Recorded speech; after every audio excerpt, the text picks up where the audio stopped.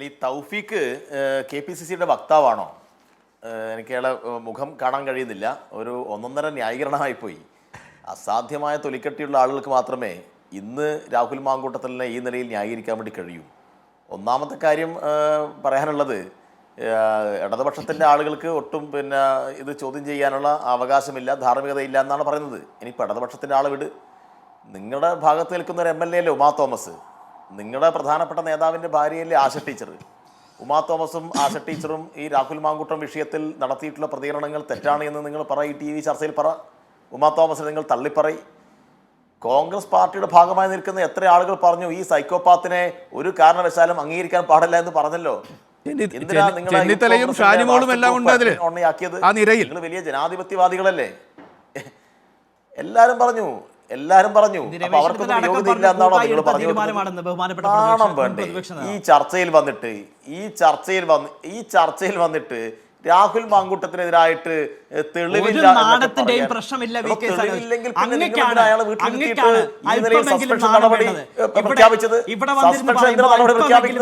അല്പമെങ്കിലും നാണം വേണം.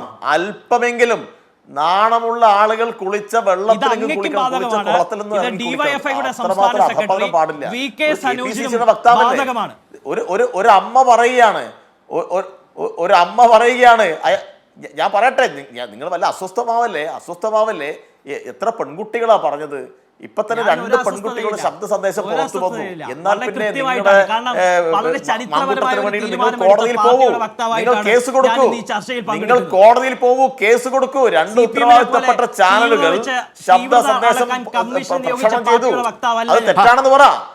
നിങ്ങളത് കൃത്യമായി ഉണ്ടാക്കിയിട്ട് കേരളത്തിലെ ചാനലുകൾ രാഹുൽ മാങ്കൂട്ടം എന്ന് പറയുന്ന MLA-ക്കെതിരായി കൃത്രിമമായി വോയിസ് മെസ്സേജുകൾ ഉണ്ടാക്കിയെന്ന് നിങ്ങൾ പറയേ. ധൈര്യം ഉണ്ടോ നിങ്ങൾക്ക് പറയാൻ?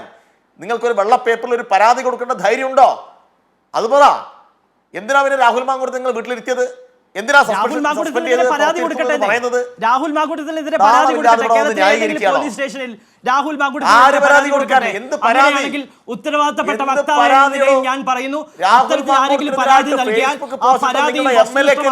ആ പരാതിക്കാരിയോടൊപ്പം നിങ്ങളുടെ മുൻ MP-യുടെ മകളെ ഉൾപ്പെടെ ഇയാൾ പീഡിപ്പിച്ചു എന്നാണ് പുതിയ വാർത്തകൾ വരുന്നത്. വിവാഹ വാഗ്ദാനം നൽകിയിട്ട് അതിൽ നിന്ന് പിന്മാറി എന്നാണ് വരുന്നത്. ഇതെല്ലാം ഇല്ലാത്തതാണോ? ഇതെല്ലാം ഞങ്ങൾ ഉണ്ടാക്കിയ കഥകളാണോ? ആരാണ് ഇത്തരം ആരോപണമായിട്ട് മുന്നോട്ട് വന്നത്?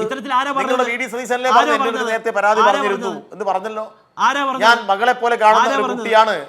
തെറ്റാണോ? പരാതി പറഞ്ഞില്ലേ? റിനി പറഞ്ഞില്ലേ? എറണാകുളത്തെ റിനി എന്ന് പറയുന്ന മാധ്യമപ്രവർത്തകയും മോഡലും എല്ലാം ആയിട്ടുള്ള പെൺകുട്ടി വന്നിട്ട് പറഞ്ഞല്ലോ. പേരെടുത്ത് പറഞ്ഞോ? ആരാണ് ഹൂക്കേസ് എന്ന് പറയാറ്?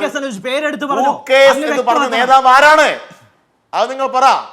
കേരളത്തിന്റെ പൊതുമണ്ഡലത്തിൽ ഹൂക്കേസ് മനോഭാവമുള്ള നേതാവ് ആരാണ്? ഹൂക്കേസ് ആളാരാണ്? അത് സതീശൻ തന്നെ സമ്മതിച്ചു. VD സതീശൻ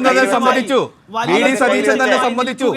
ഈ പരാതി എനിക്കാണ് തന്നത്, ഞാൻ ഒരു അച്ഛനെ പോലെ കേട്ടു എന്ന് അദ്ദേഹം തന്നെ സമ്മതിച്ചു. അത് പിന്നെ താങ്കളുടെ പ്രതിപക്ഷ നേതാവ് പറഞ്ഞത് KPCCയുടെ വക്താവായി വന്നിരുന്ന് ചോദ്യം ചെയ്താൽ എന്ത് ചെയ്യും? നടന്ന ഘട്ടത്തിലാണ് ഞാൻ മറുപടി പറഞ്ഞത്. KPCC മാത്രമല്ല സനോജ്, ഒരു കാര്യത്തിൽ തൗഫീഖിനെ പോലെയുള്ള കോൺഗ്രസ് വക്താക്കളോട് ഞങ്ങൾക്ക് നന്ദിയുണ്ട്. അദ്ദേഹത്തിന്റെ പാർട്ടി പ്രവർത്തകർക്ക് പണി കുറെ കുറഞ്ഞു. അതായത് ഇപ്പോ രാഹുൽ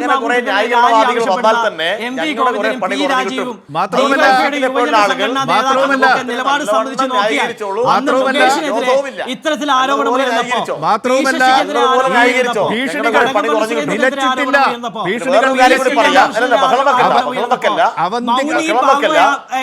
മൗനി ബാബുമാരായ